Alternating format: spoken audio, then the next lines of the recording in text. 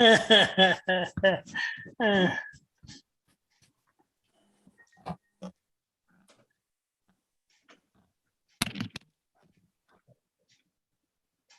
about 1 minute till, and I'll confirm that we are live on YouTube.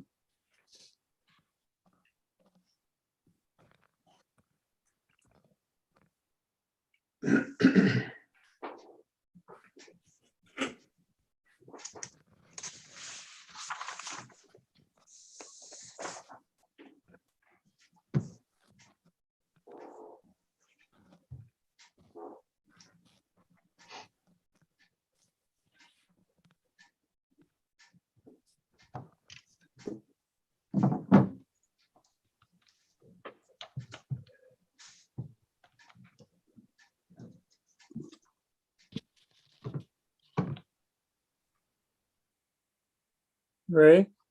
Yes. Well, people that are watching our meeting see this notice about being live streamed? Those that are in the Zoom call with us via video will see the notification that it's live streamed, but it is noticed in the publication that it will be live streamed on YouTube, as well as the link is provided as well.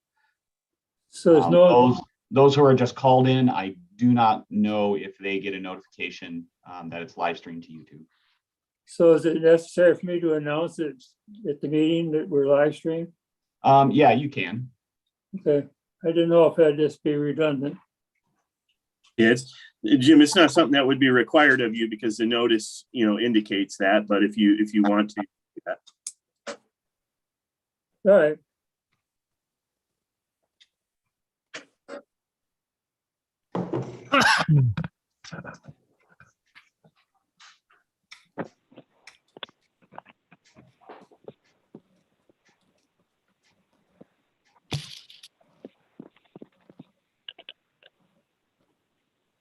Jim, I do have 9 a.m. Whenever you're ready. We do have a quorum. All right. Okay, I'll call the meeting to order. We begin with the Pledge of Allegiance.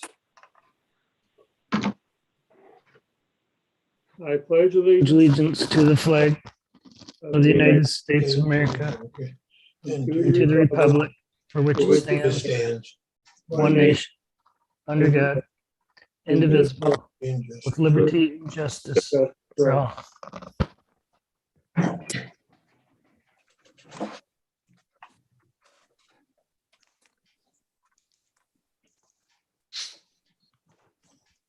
We'll make a couple of announcements. The recording secretary will call for a roll call vote regarding the variance request. Public meeting attendees will be able to listen by telephone call in and participate in public comments by following the directions in the public notice for this meeting. One more, zoning board of appeal members and staff will not be muted at the meeting. Would the secretary please do a roll call vote for the members? Mr. Riley.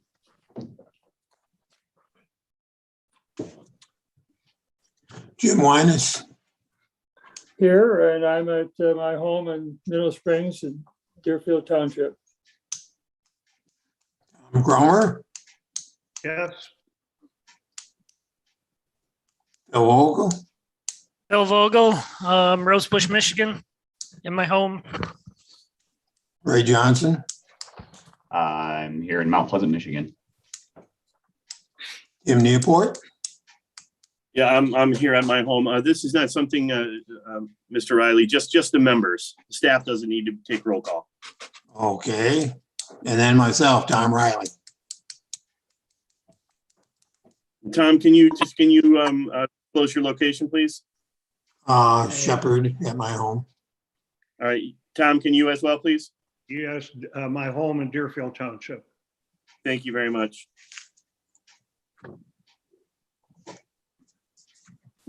Is the recording secretary present? Kim will not be present on the call. I'll be doing the duties of her for the roll call vote, if you like. That's what I was wondering about. Okay, we've had our attendance announced. We're now looking for a motion and support to approve the agenda as presented. So moved, Tom Riley. Support, Tom Cromer. All signify by saying aye. Aye. Aye. Opposed? None heard. Our minutes from the meeting of July 21, 2021. We do not need a roll call vote here either. Is there a motion and support or any additions or corrections? I would make a Oh. motion to accept. Second that motion. Tom Riley.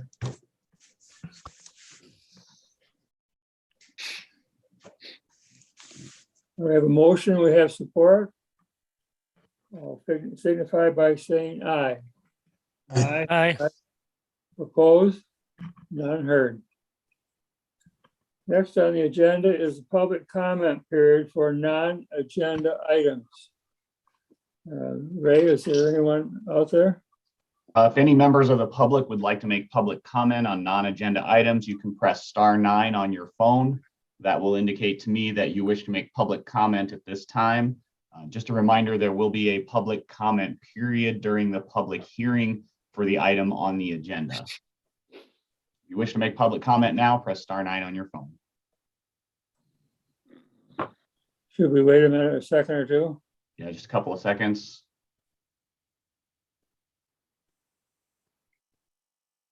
Mr. Chairman, it appears that neither caller on the line has raised their hand or indicated that they wish to make public comment at this time. Thank you, Ray. Okay, now variance. Time for our variance number 21-04. Nottawa Township. Ray, do you want to clue us in on this one? Yeah, not a problem. Thank you very much. Applicant for this variance request 21-04 is Mr. Russ Narker. Again, he's in Nottawa Township. It's section 30. He is along Fritch Drive, 1694 Fritch Drive on the north side of Coldwater Lake. It is a lakefront property. Mr. Narker is requesting a variance to allow for a side yard setback of 5 feet where 10 is required, 10 feet is required, and for a front yard setback of 0 feet where 25 feet is required. So it's a single application for two different distances in two different yards. We got the application back in late October. It does include a deed to the property, site plan, as well as a narrative which addresses the section 14-1404C of the ordinance. Mr. Narker is proposing to construct a 1,536 square foot pole building. It's 32 by 48 to be used as additional storage on his property. To give you a little bit of a background on this property, there are only 3 homes in this development along Fritch Drive. They are located at the end of Fritch Drive. Mr. Narker's home is located in the middle between the other 2 single family homes. Fritch Drive is a private road which is surrounded 100% by regulated wetlands, and those wetlands are regulated by the Department of Environment, Great Lakes and Energy, or EGLE. They are all within the 100-year floodplain, and this private road was developed many years ago and is less than the current ordinance requirements for private roads, given the number of parcels that are currently along Fritch Drive. So it's a non-conforming road. You might think of it as being a grandfathered in road, but it's non-conforming because of the development, the time period in which it was developed. So just to put that into perspective, if there was additional development to be proposed along Fritch Drive, it would require an upgrade to Fritch Drive and subsequent planning commission approval to bring it up to the standards within the ordinance today. That would require that EGLE make an approval for the impact to the wetlands and the 100-year floodplain. In the past, there have been multiple attempts by applicants to upgrade Fritch Drive. to the current zoning ordinance standards or to seek variances to deviate from those standards to allow for that continued development. All of those attempts thus far have been met with various denials by county and state agencies, as well as opposition from the Nottawa-Sherman Fire Department. At the entrance to Fritz Drive is a bridge, and that bridge, the Nottawa-Sherman Fire Chief felt that that bridge was currently unsafe for his fire trucks to go across. So that was one of the reasons for their opposition. Given that the proposed location is at the end of Fritz Drive and the factors that I've already listed, it does seem that it would be unlikely that there would be any continued development west of the property and be impacted by the location, the proposed location of the pole barn. I'm going to bring up the site plan just real quick.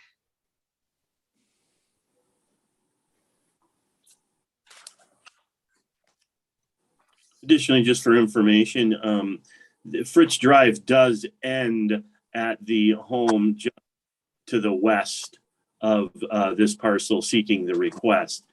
So it is a dead end road as well. And I apologize at the same time, Mr. Duffett is joining us. So in addition to that development, Fritz Drive runs here to the northwest. There's a home on the southwest side and a home on the northeast side. And so the proposed pole barn is on in this location right here.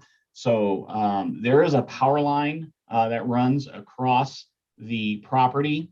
Mr. Narker did contact Consumers Energy, and they indicated that they have a requirement of 10 feet of an easement or setback to that power line for their construction crews or work and for safety.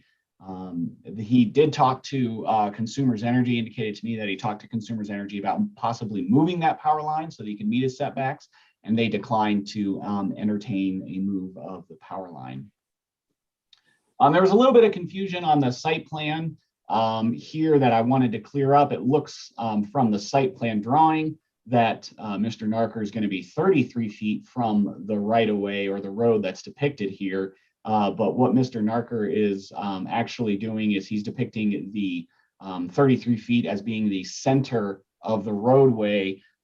Fritz Drive is a 66-foot right-of-way, so 33 feet on either side of that. And I did confirm that with Mr. Narker that the building is 33 feet from the center of the road, so it's right at the edge of that road right-of-way, which leads to the variance request of being 0 feet from the right-of-way where 25 feet is required. Staff did have a concern initially about ingress and egress to the pole barn if Mr. Narker was using this for vehicles. If the Zoning Board of Appeals is considering approving the variance request, I do have a recommended condition at the end of the staff report. It would basically disallow vehicles to enter or exit the pole barn from the northwest side of the building. So Mr. Narker would have to have access on this side or the southern side, southeast side of the building. I did talk to Mr. Narker about that. He had no issues with that. And so all of these factors taken together, the wetlands, the private road status, staff's recommended condition, this does eliminate concern of a variance request with a 0-foot front yard setback at this particular location. In your staff report, we've given you your zoning ordinance language, as we always do. Section 1404C outlines your discussion criteria and the 5 criteria that you should be using for your discussion and decision. After review of the application, it does appear to be complete. Staff has posted a sign on the property and posted the request in the Morning Sun as per state law and ordinance requirements. As of the date of the memorandum that we sent you, we had not received any feedback for or against this variance request. However, just yesterday late afternoon, I did receive an email and I forwarded that email on to the ZBA members, but I'll review it real quick. Miss Kathleen Sheehan of 1678 Fritz Drive, which is the neighbor to the southwest, directly adjacent, is in support of this variance request, having no issues with the setback or concerns. Staff has given you some sample motions that you can use. And in that sample motion, if the Zoning Board of Appeals is going to approve, the recommended condition from staff is just that there shall be no vehicular ingress or egress from the northwest side of the new building. And so we would just recommend that you incorporate that into your motion if you are going to make a motion to approve. At this time, I don't have anything further unless the Zoning Board of Appeals members have any questions for staff. Any questions for Ray?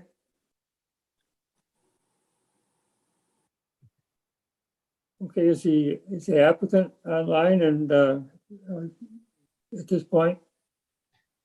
The applicant is online, Mr. Narker. If you would like to make some public comment or provide additional justification or discussion for your variance request, you can do so at this point in time. This is Ross Narper, and yes, I am unmuted now. Yep, you are unmuted. We can hear you just fine. Could you Okay. repeat that, please? You are, Mr. Narker, you are currently unmuted, and now is your opportunity to speak to the board if you so choose. Okay, I know that there's, that every variance goes on its own merit, but I don't have any, I think that there should be the power line is the whole issue. I mean, I could move it wherever I wanted, but it's the power line that causes anything. I don't think it's going to cause any issues. My neighbors are both okay with it. I mean, Sheehan's, they were going to possibly be on this meeting, and I talked to Kim Levine, my other neighbor, and she said she never had an issue with it, and I invited her to join this too.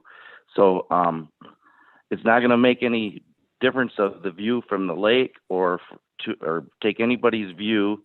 There should be no new development back here because Mr. Fritsch tried, and I left a note saying when they tried that.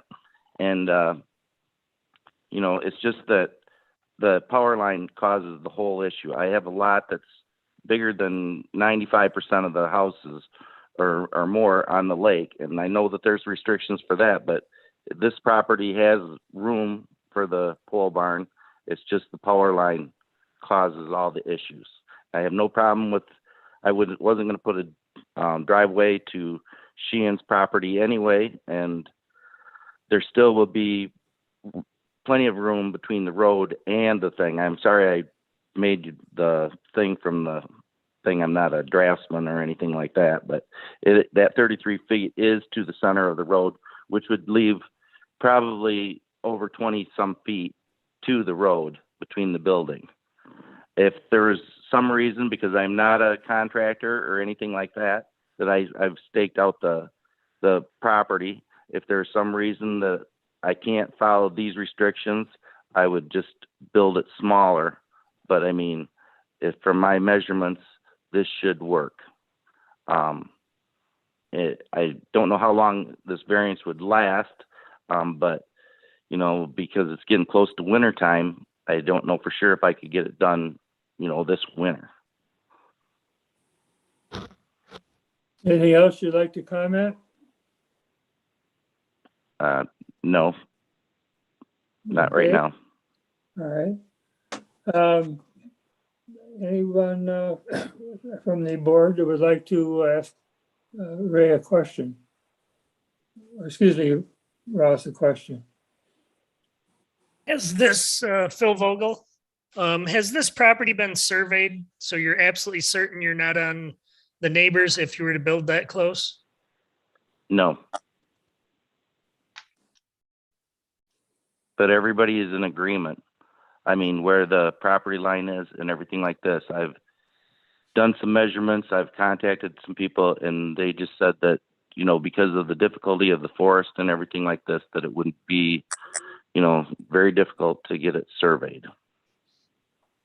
But not impossible. Not impossible. Mr. Vogel, just for clarification, the ordinance doesn't require us, though, to to have surveys. And we, it's not something that's required of our applicants to provide surveys. Their applicants come in providing us the information. We believe that to be 5 feet away because he's indicated he was going to be 5 feet away. In the event that he's not 5 feet away, then we would have dealing, thereafter. So it's his responsibility to maintain that 5 feet, and the ordinance doesn't require the survey.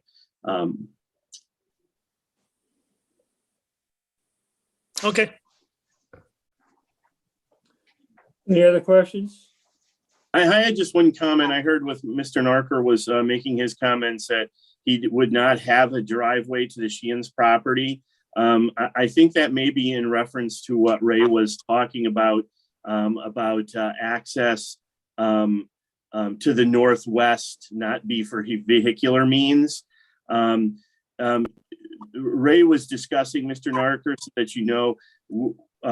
the doors, the entry for vehicular access not be on that gable end that would be adjacent to the road, not the Sheehan's property, but adjacent to the road itself.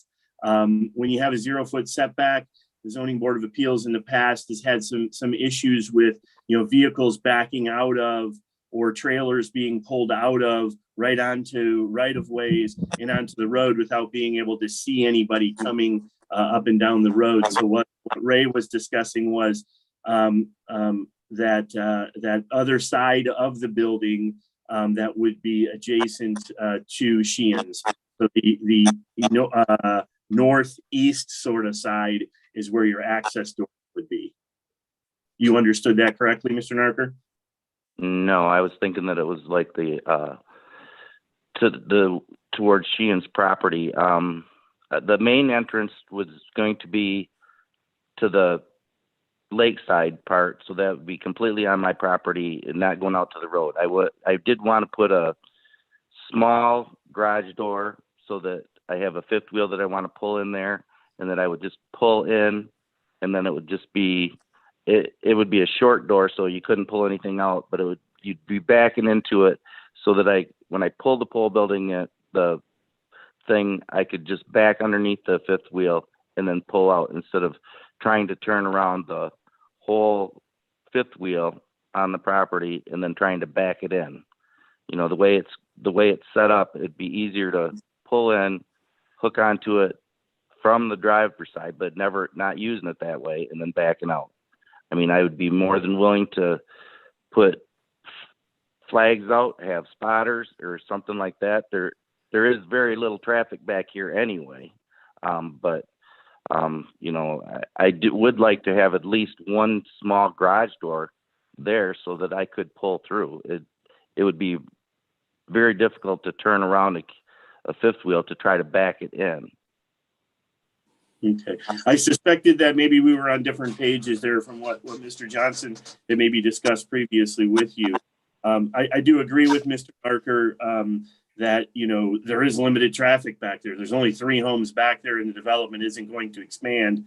He is 20 some feet, I think he indicated, from the actual surface of the road out there.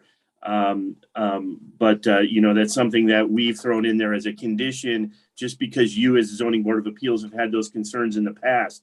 I don't know that we've necessarily had that similar concern in situations where we were at a dead end road with only, one house on both sides of them. How much traffic is he going to potentially get into? So that would be something that you guys would need to discuss on your own, the condition that was discussed in Ray's presentation. Basically, it would be just one person that has to drive past that. The Miss Levine, she's on the other side. She has no reason to drive past that.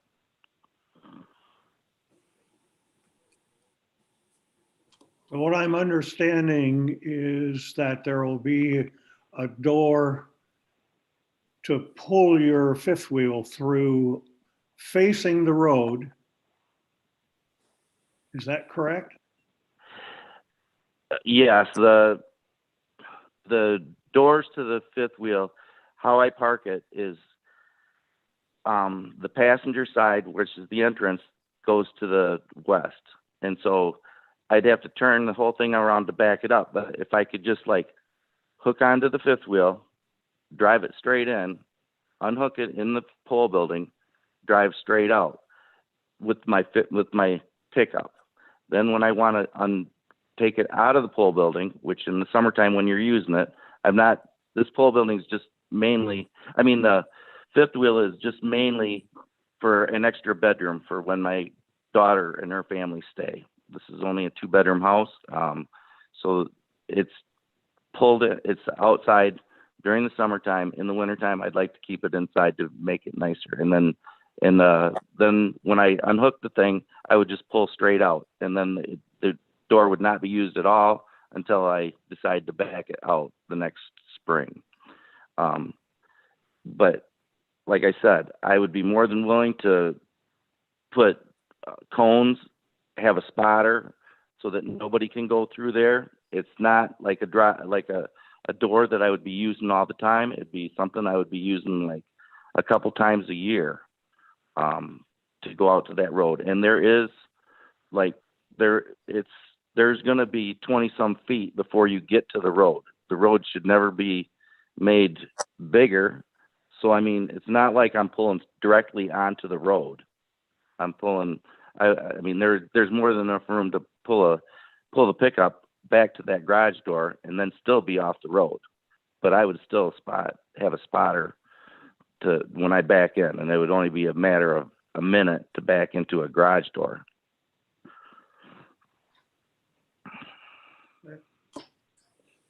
Any other questions?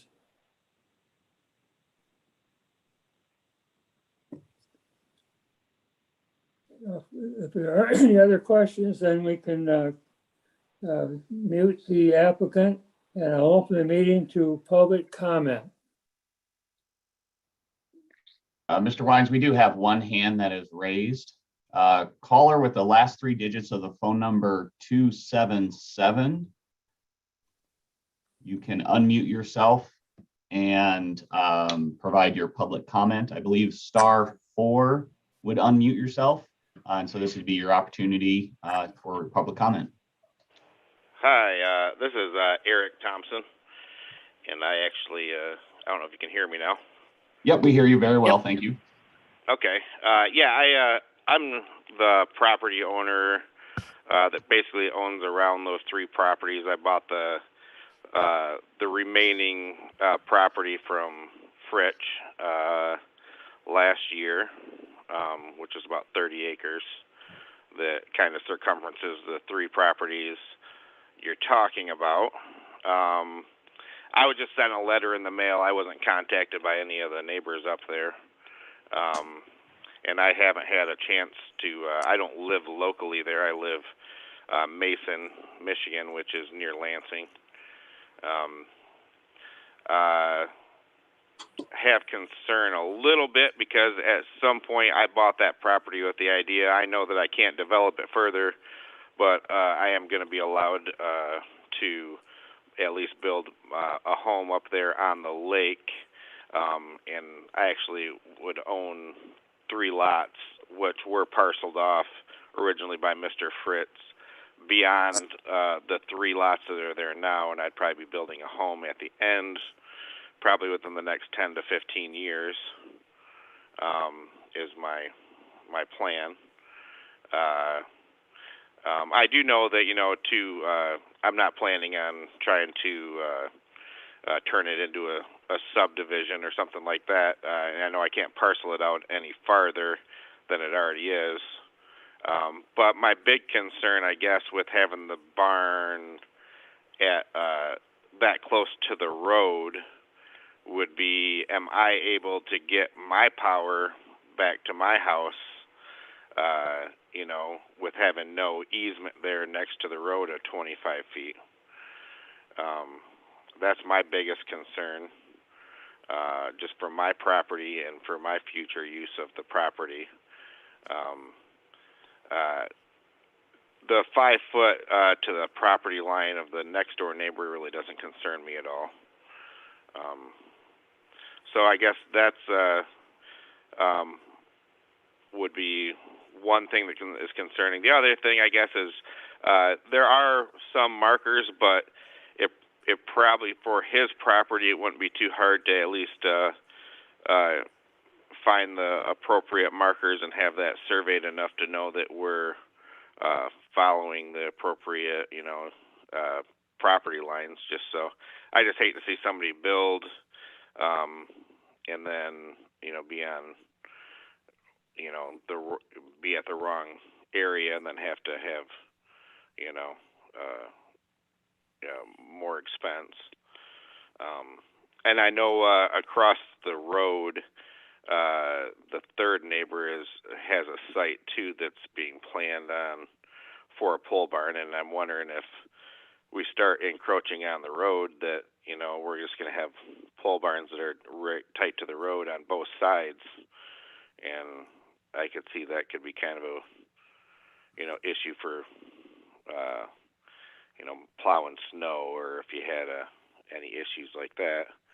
I really don't want to be a thorn in Mr. Narker's side either, though. And I don't know how hard it is to move a power line, but it seems like that would be a pretty feasible thing from what I've checked into on power lines myself, and not in that area, but in this area I've had to have them moved, and it wasn't too big of a deal. We have Consumers Energy here. I'm not sure what you guys have there, but I guess those are my concerns. And I don't know if you guys want to address that or.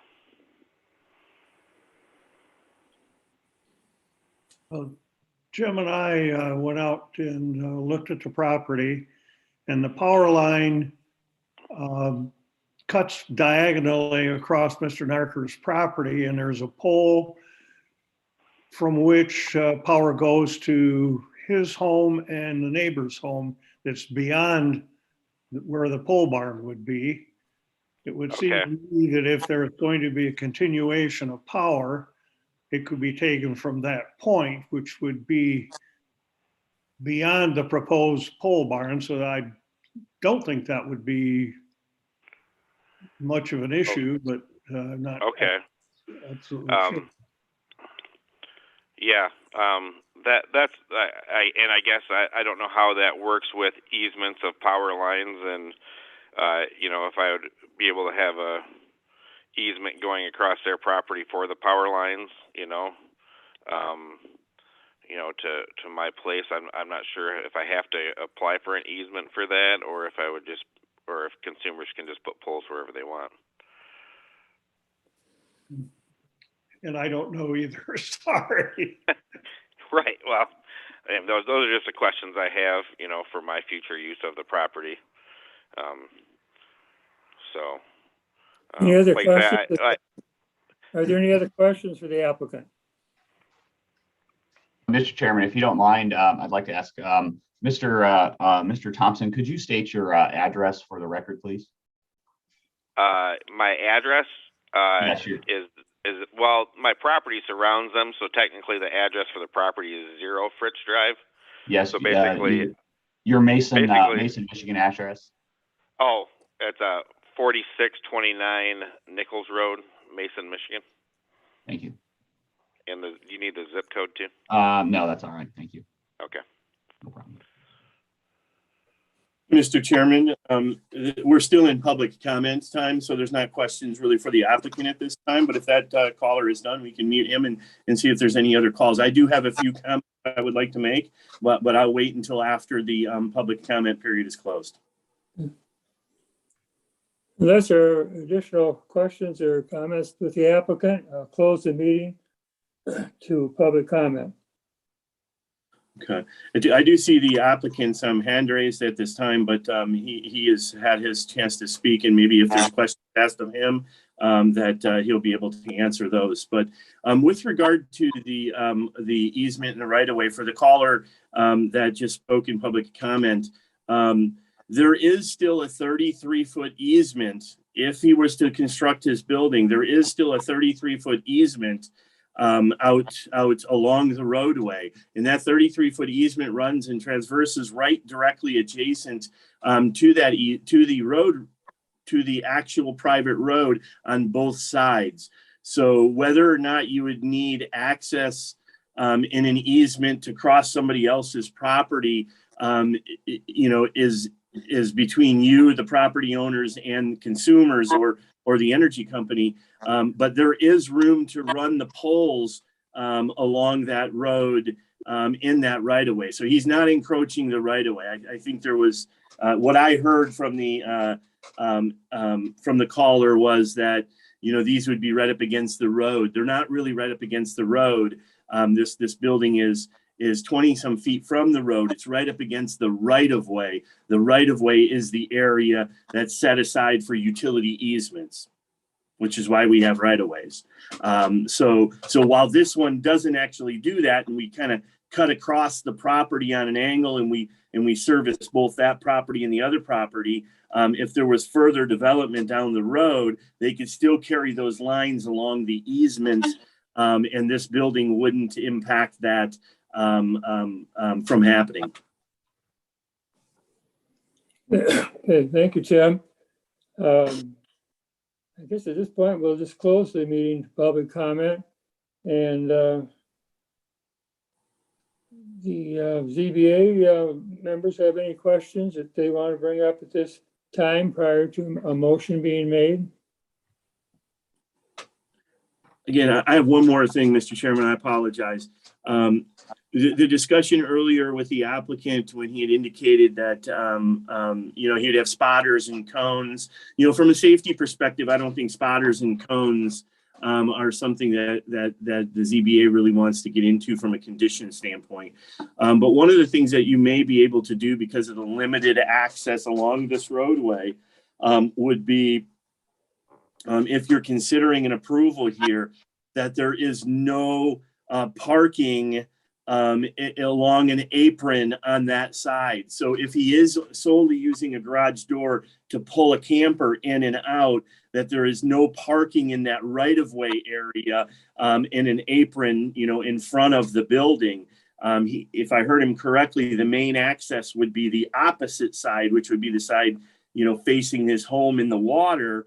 And that he could have an apron and stuff over there for parking vehicles in front of, but no vehicles would be, we could condition it. You could condition it to say no vehicle parking is allowed in the easement along the adjacent road or of any apron on that side of the structure.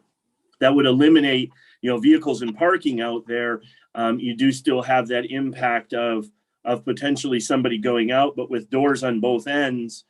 And what he's describing is he'd be pulling out forward, where most of the time when we had those issues, like around some of the other lakes and in some of the other areas, we had vehicles backing out of driveways. So the driver wouldn't even be out of the garage before, the tail end of Brent's, 40-foot truck was touching the roadway.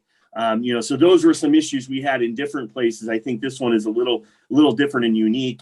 And we suggested that condition based on sort of those other concerns. And this is a little different than that.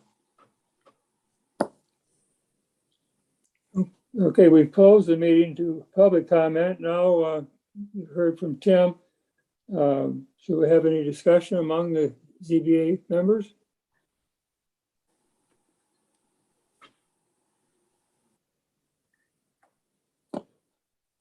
No need for discussion, apparently. Is there a motion available?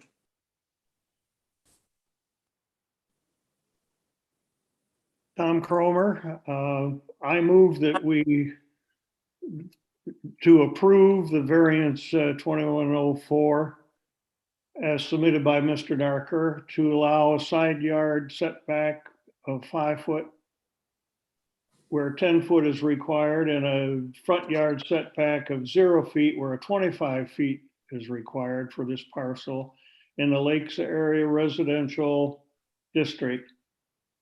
Approval is condition upon that there will be no vehicular ingress or egress from the northwest side of the new building, and that no parking is allowed on the apron of that the road side of the new building.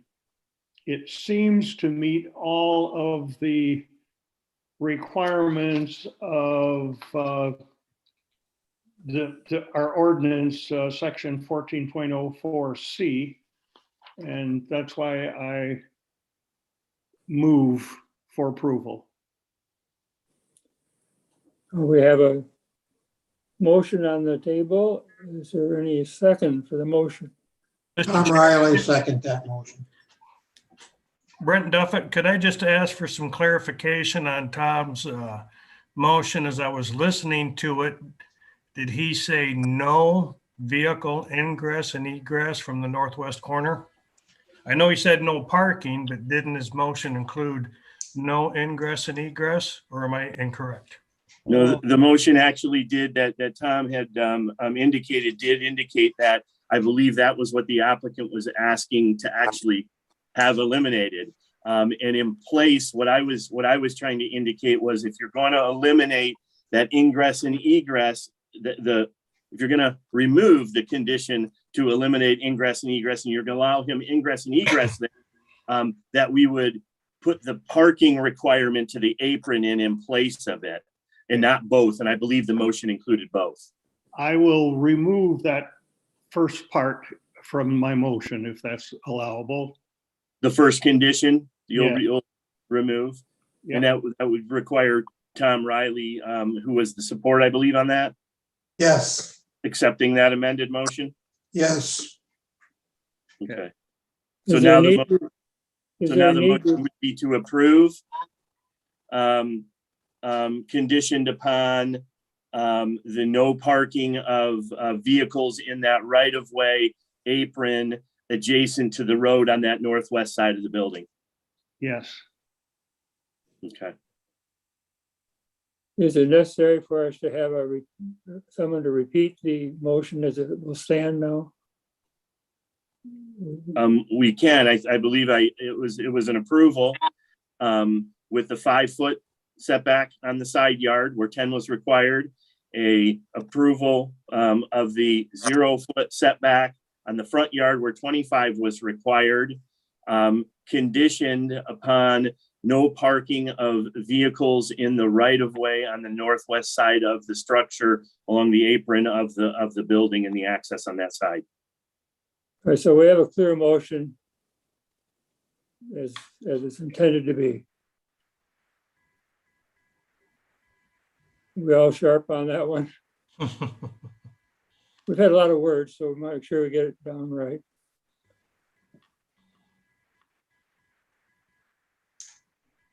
We've had a motion and support. Is that right, Ray? That's correct. We have a motion and support. Okay. Motion from Mr. Cromer and support from Mr. Riley. Okay. We have a roll call vote, please. Mr. Riley, Yes, Mr. Vogel, No. Mr. Cromer, Yes. Mr. Wines, Yes. and Mr. Duffett. Yes. Motion passes 4 yes, 1 no. All right. Is Mr. necessary Chair- for the applicant to get together with you, Ray? Yes, I'll get in touch with the applicant later today or tomorrow. Mr. Chairman, just to recognize a caller, there is a caller with their hand raised, the opportunity to speak. There will be another one of those upcoming in public comment towards the end of the meeting, or coming up maybe next. But I just didn't want the person with their hand raised to recognize there's only certain times during the meeting that they're able to talk.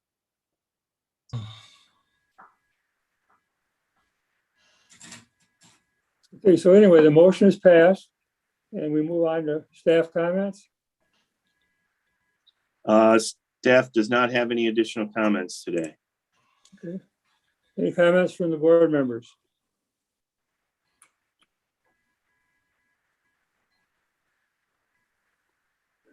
Hearing none, is it appropriate this time then to call the meeting adjourned? The meeting's adjourned.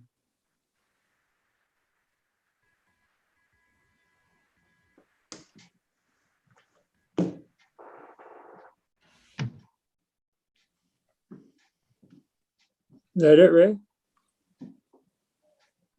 Yep. Okay. Thanks, everybody. Appreciate it. All right. Thank you. Ray, Yes, sir. is there anything warm for next month that you know of at this point? I am working on something, but I don't have certainty at this point in time, but we may have something next month. Okay, thank you. Yep.